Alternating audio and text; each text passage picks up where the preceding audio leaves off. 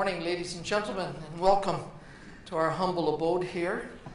And welcome to what is going to end up by being, as I've been told, a power talk, because I've been constrained to 30 minutes. And if you've got a general who's now an apprentice politician and you're asking him to be brief, brevity is not our strength. So I will attempt to do that.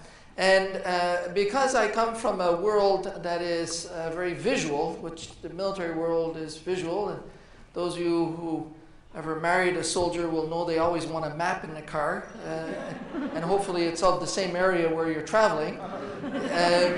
We like to use instruments, every pedagogical tool we can find, and I'm going to be using slides, and I hope their technology is going to clean up a bit the colors there. And I've got only 143, and I got 30 minutes, so we're going to be moving through this pretty fast. Now, I've been asked to speak about leadership, and I wanted to situate that within the context of a sort of a grander scheme of things, and then bring it closer to home.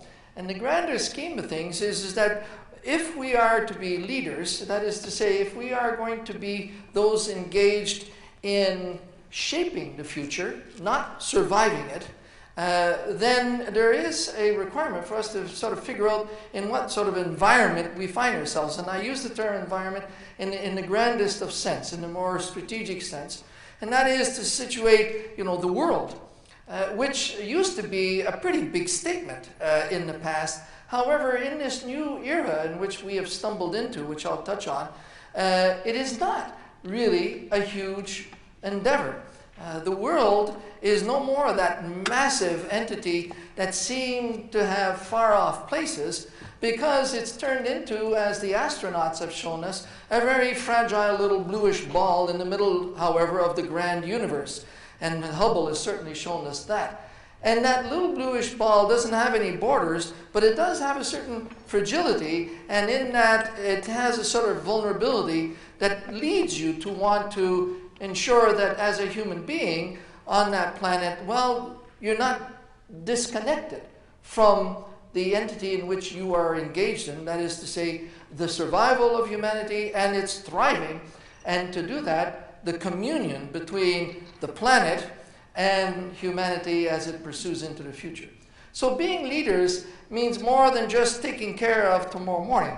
It means more than being pragmatic. It means more than being sort of working out tomorrow's problems. It means more than worrying about tomorrow's Globe and Mail article. And I suppose that when we look at some of our political sort of structures in the nation, we at times wonder whether or not we have been a nation that has nurtured leadership. And I'll give you an example by using a bit of history, and I'm going to go farther than CNN history, which is last week, and try to grab the past, not to stay in the past, which some of us tend to like to be because there's certain comfort in that, but in fact use it to leap into the future. And I'll throw out the figure 2010. And say, anything special about 2010? Well, yeah, it's this year. Okay, what about the figure 2017 then? Anything special about the year 2017? Well, the year 2017 is going to be the 150th anniversary of this great democracy. And some of us say, my God, it was only 100th not long ago, and we were building parks and arenas across the country. Remember all the centennial parks and stuff?